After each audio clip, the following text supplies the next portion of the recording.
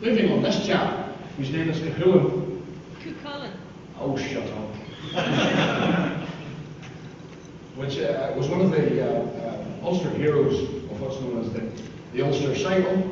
And we think he's really good, very strong, very capable. And a Linux developer. Must be a developer. Yeah, a Linux developer. And around the same time, there was this latter. Now, everybody who has looked at this slide has gone, who? Queen Maeve from Connacht. If you come from the south, Munster, Connacht direction, she is a heroine. Way, Queen Maeve. Up here, she's a bitch. She had a big white Charolais cow, and it was a very fine beast, this Charolais cow. But she didn't have a bull worthy of this cow. So she looked up at the north, and there was a massive big bull in Ulster, and she wanted to steal it, the bitch. So she had a bit of a time because the Irish warriors like Cahulan were very strong. There were only 3 ways into Ulster, and she was having a hard time getting it. So Queen Maeve's Cuchulainn, who was a Windows developer, quite famous for his swearing and jumping around on the stage being strange, cast a spell and managed to corrupt all the computers in Ulster with a virus, which was so boring it sent all the warriors to sleep except one, Cahulan. He was a Linux developer. Oh yeah. And managed to stay awake. He fought off Queen Maeve for quite a long time and managed to save Ulster from her grip. Anybody who's been out on a water will have heard this chap.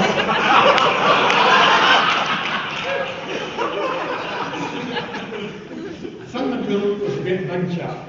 He was a giant. And to illustrate this, here's a picture of Paul Mooney life size from ILUG 4 years ago. He's famous for building the Giant's Causeway. Paul Mooney. No. Finn McCool. Again, one of Ulster's great heroes. He was brilliant at everything, but he couldn't tell the difference between centimetres and yards. And the Giant's Causeway was, his wife Una went off one day down to home base and said, you have a patio built by the time I get home. And instead of coming back to a nice patio in her back garden, she came back to 180 yards of the Giant's Causeway, which is still there today. Now, the most famous Irishman ever was called Nyland P. Gruntfutter.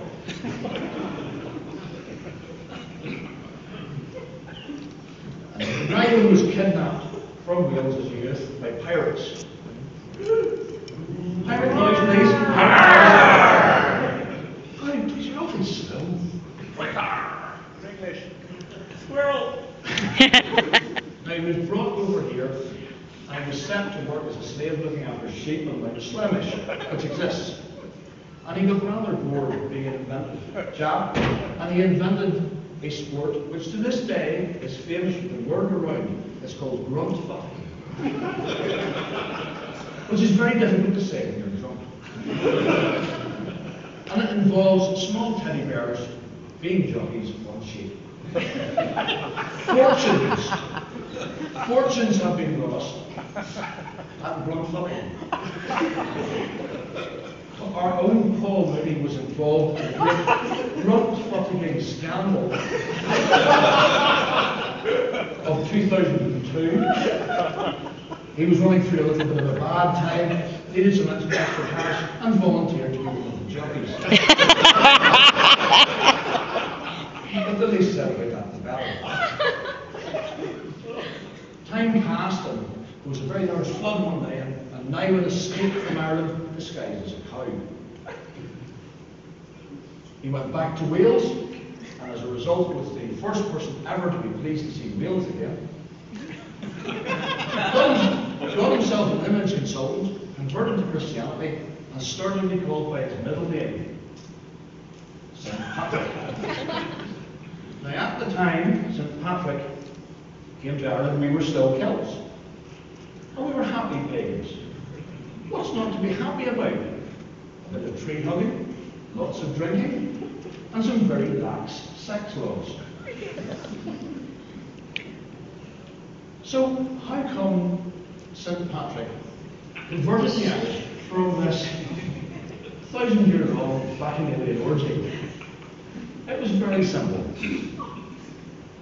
Some pagans worshipped rocks, like Stonehenge. Some worshipped trees. The Irish pagans chose to worship the sun, which in Ireland and as we can see in this flowchart, leads to disillusioned pagans. So he was able to convert the Irish to Christianity, which leads directly to hurling. Hurling is a sport that was invented in around 600 BC, and it involves 22 men running around with large sticks, hitting each other. Going, take that, you fucking bastard.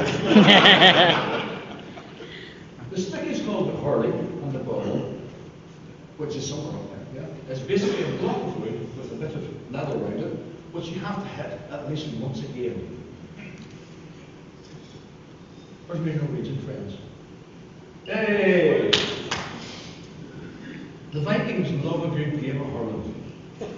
And they used to come over in their longboats and spend the weekend in Northern Ireland watching a game of hurling, having a few drinks, and then going home. They enjoyed the place that much that they started naming places. Strangford Loch, I believe, means strong fjord in Norwegian. And it's a quite a pleasant place if you're here on Saturday to take a drive down to. He's another chap that Eileen and Paul look up to. Yep. Last High King of Ireland. Is he tall? No. He's not tall, and he's originally from down south, and he is the first person to unite all 4 provinces of Ireland, except that is Ulster. He tried, and eventually gave up after 100 years, and he just said, I'm the High King, and everybody in Ulster went. There were always an odd lot in Ulster. Oh, we're always an odd lot. We are indeed. The only reason I mention him, because he too is like Queen Maeve, is a bit of a bitch, is that he is directly related to a geek superstar.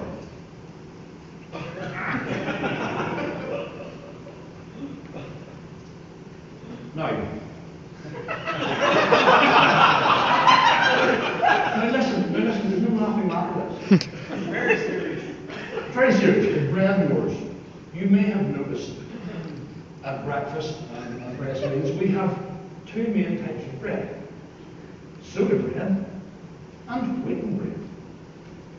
The soda bread eaters don't like wheaten bread eaters, and vice versa.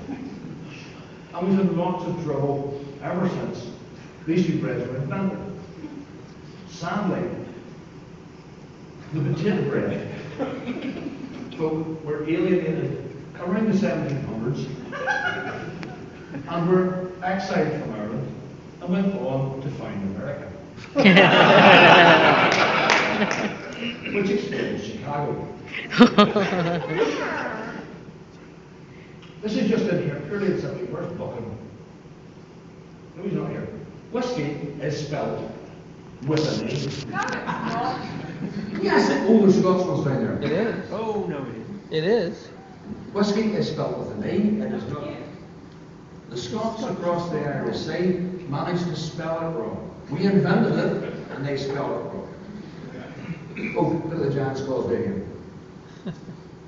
Now, a few famous Northern Irish people. Sir Francis Beaufort was born not half a mile from this very hotel, and is famous for inventing the Beaufort scale, where you have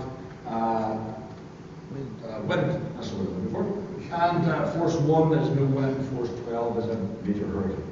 But what's lesser known is he invented this list, the passion scale.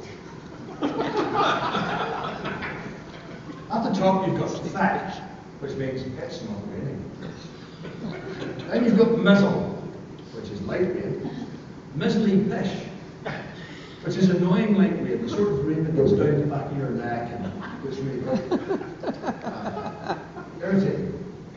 Then you've got pish. What we had this afternoon was pish. Hart lager is pish.